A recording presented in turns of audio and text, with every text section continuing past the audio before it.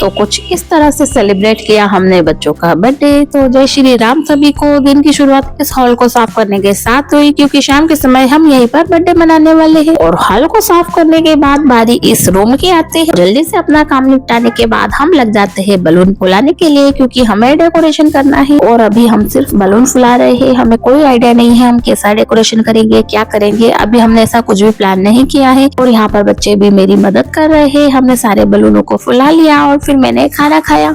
हमने यहाँ पर डेकोरेशन के लिए काफी कुछ सोचा, लेकिन यहाँ पे क्या है, कलर नया है तो इसलिए हम डबल साइडेड टेप का यूज नहीं कर सकते थे, क्योंकि इससे पेंट खराब हो जाता। तो हमने ना सारे बलून को फुलाकर यही जमीन पे रख दिया था।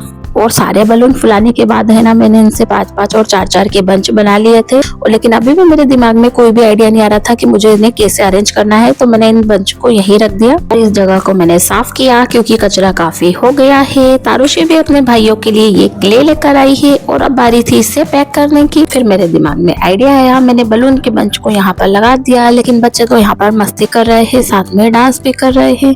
और बच्चों की खुशी के लिए तो हमने ये सब किया है। बच्चे जिस चीज में खुश होते हैं, हम माँ बाप वही चीज करते हैं। बच्चों को उनका बर्थडे अच्छे से सेलिब्रेट करना था, तो हम भी क्या लग गए अपने काम पे। और यहाँ पर तारुषी ने बहुत अच्छा डांस किया। तब तक पतिदेव भी सामान ले आए हैं। और फिर क्या था, मैं भी जुड़ गई अपने काम में। आज मैं बनाने वाली हूँ पाव भाजी, जिसके लिए मैंने गोभी को अच्छे से बारीक कट कर लिया और साफ पानी से धोने के बाद कुकर में डालकर इसकी 2 सीटी ले ली। और जब यह अच्छे से पक गए तो मैंने ऐसा मैश किया। उसके बाद बारी आती है आलू की। इतने सारे आलू लेने के बाद मैंने गर्म पानी में कुछ देर के लिए डुबो दिया। उसके बाद मैंने इनकी मिट्टी को अच्छे से साफ किया। फिर कुकर में डालकर 2 सीटी लगाई। और जब तक आलू बॉईल हो रहे हैं, हमने प्याज को, टमाटर को और हरी मिर्च को साफ कर लिया। और सबसे पहले हम हरी मिर्च, अदरक और प्याज का पेस्ट बनाएंगे और उसके बाद हम टमाटर का पेस्ट बनाएंगे। साथ में मैंने यहाँ पर कड़ी पत्ते को भी अच्छे से धोकर साफ कर लिया है। और फिर इस प्यूरे को हम कढ़ाई में डालेंगे और इसे अच्छे से चलाएंगे जब तक कि तेल ऊपर नहीं आ जाए। इस तरह हम भाजी बनाकर तैयार करेंगे। और जब तक हमारी पाव भाजी की भाजी बनती है, तब तक आलू भी हो जाते हैं। मैं इन आलू को छिलकर रख देती हूँ। और ब्रेड पकौड़े बनाने के लिए भी हम आलू के साथ बेसिक मसालों का ही यूज करेंगे। साथ में इसमें हम हरी मिर्च का पेस्ट भी डालेंगे। इतनी तैयारी करने के बाद किचन काफी गंदा हो जाता है, तो मैं इस किचन को क्लीन करती हूँ।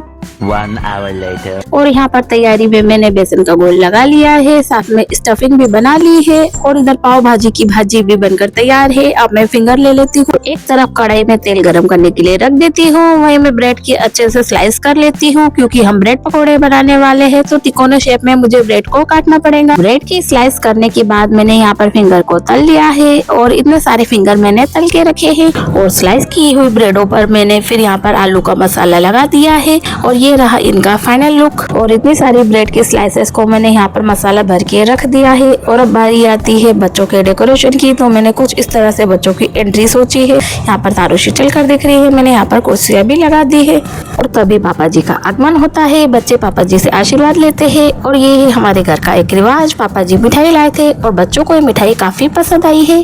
और अपने तीनों बच्चों को तैयार करने के बाद मैं भी रेडी हो जाती हूँ। यहाँ पर मैं छोटू का कंघा करती हूँ, क्योंकि उनकी कंघी करना अभी रह गया था। फिर मैं अपनी यानी कि एक गृहिणी की कार्यशाला में आ जाती हूँ। इसका मतलब है कि मैं किचन में आती हूँ और अपना एप्रन पहन लेती हूँ, क्योंकि ये ना यहाँ पे तेल के दाग लग जाएंगे और मेरी नई साड़ी खराब हो जाएंगी। इसलिए मैंने जल्दी से एप्रन पहन लिया। और यहाँ पर मैंने अपने अस्त्र शस्त्र उठाकर अपने किचन का कार्यभार संभाला। और ब्रेड पकौड़े फ्राई करने के बाद बारी आती है पाव की। मैंने इन पावों को भी जल्दी से सेक कर रख दिया। तब तक मैं बाकी के पाव सेकने का कार्य कर रहे थे। तब तक पतिदेव भी आ जाते हैं, जो कि बच्चों के लिए केक ले आए थे। कुछ बच्चे भी आ गए हैं, थोड़े बच्चे आना अभी बाकी है। और यहाँ पर बच्चे अपने चाचा से डिमांड कर रहे हैं। और वो किस चीज की डिमांड कर रहे हैं, इसका पता आपको आगे चलेगा। थोड़ी ही देर में बच्चों के सभी फ्रेंड आ जाते हैं। लेकिन बच्चों की यहाँ पर तो अभी अपने चाचा से डिमांड जारी है। बच्चे जब तक डिमांड करते हैं, तब तक हम घर जाते हैं। आज मेरे ट्विंस बॉय के साथ साथ हमारे कान्हा जी का भी बर्थडे है, तो हम दोनों कान्हा जी को अपने साथ लेने घर आए हैं। पिछली बार की तरह इस बार भी बच्चों की एंट्री कान्हा जी के साथ ही होने वाली है, इसलिए हम कान्हा जी को अपने साथ लेने आ गए हैं। और यहाँ पर मैंने अपने कान्हा जी से आग्रह किया कि वो हमारे साथ चले। कुछ कारणों से हम कान्हा जी को अपने साथ वाले घर नहीं ले गए हैं, इसलिए कान्हा जी हमारे पुराने घर पर ही है। यहाँ पर मैंने कान्हा जी को लिया, साथ में कुछ कोको भी लिया। जहाँ पर हम बच्चों का बर्थडे सेलिब्रेट कर रहे हैं, वहाँ पर हमें कोको की जरूरत लगेगी, क्योंकि मम्मी जी वहाँ पर बच्चों को तिलक लगाएंगी। और ये है हमारे दोनों बाल गोपाल, जिनका भी आज जन्मदिन है। बच्चों के साथ साथ आज इनका भी केक कटिंग होने वाला है। और बाकी के हमारे अन्य देवी देवताओं को प्रणाम कर हम घर से निकल जाते हैं और हमारे नए घर पहुंच जाते हैं। यहाँ पर बच्चों की डिमांड पूरी हो गई है क्योंकि चाचू उनके लिए साइकिल ले आए हैं और बच्चों की डिमांड पूरी होते ही बच्चे तो काफी खुश हो जाते हैं। चाचू के द्वारा अपने हर बर्थडे पर बच्चों को स्पेशल गिफ्ट मिलते ही रहते हैं और ये रहे बच्चों के स्पेशल गिफ्ट जो उन्हें इस बर्थडे पर मिले हैं। इसी के साथ दोनों बच्चों की एंट्री होती है अपने बाल गोपाल के साथ और सबसे पहले बच्चे सभी को और अपने बाल गोपाल को प्रणाम करते हैं। फिर यहाँ पर मम्मी जी बच्चों को तिलक लगाती है, साथ में बाल गोपाल को भी तिलक लगाती है।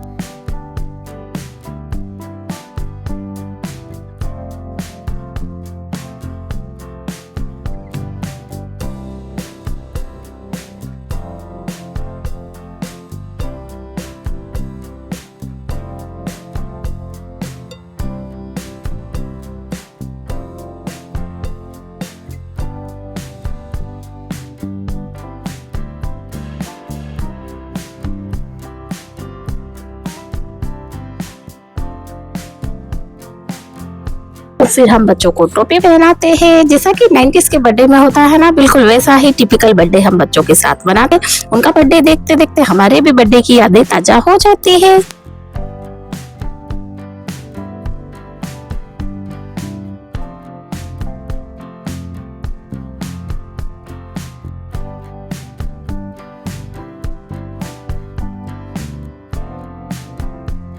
और आखिर में वो पल आ ही जाता है जब बच्चों की केक कटिंग होने वाली है। पतिदेव सारा सामान सेट कर देते हैं और ये है हमारी पूरी फैमिली, साथ में बच्चा पार्टी जिनके साथ मिलकर हम बड़ों और छोटों का बर्थडे सेलिब्रेट करने वाले हैं।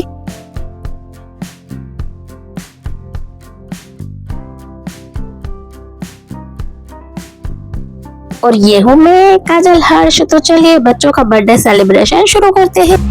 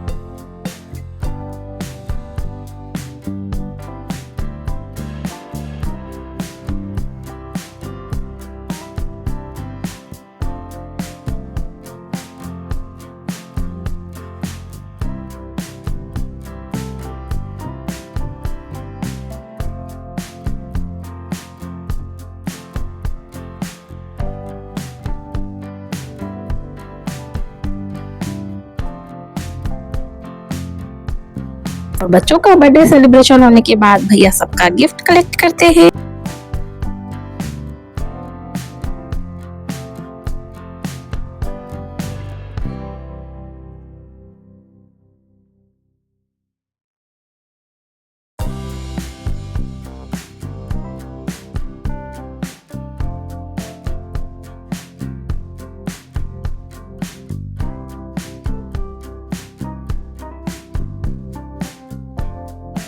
उस वाले स्टूल पर जो 2 गिफ्ट रखे हैं वो गिफ्ट मैंने दिए हैं और इन्हें मैंने अपने हाथों से पैक किया है। और मैंने गिफ्ट में क्या दिया है इसका पता भी आपको लास्ट में चलेगा।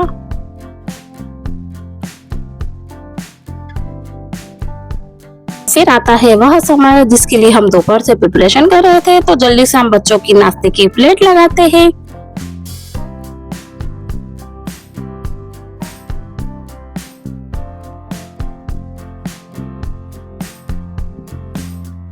और बच्चों के साथ साथ पतिदेव को भी ये नाश्ता काफी पसंद आया और उन्होंने एंजॉय किया। लेकिन मेरी ड्यूटी तो किचन में थी, तो मैंने जल्दी से ब्रेड पकौड़ों को उतारा। एक माँ का पेट तो अपने बच्चों की खुशियों को देखकर ही भर जाता है। ऐसा ही कुछ मेरे साथ भी हुआ।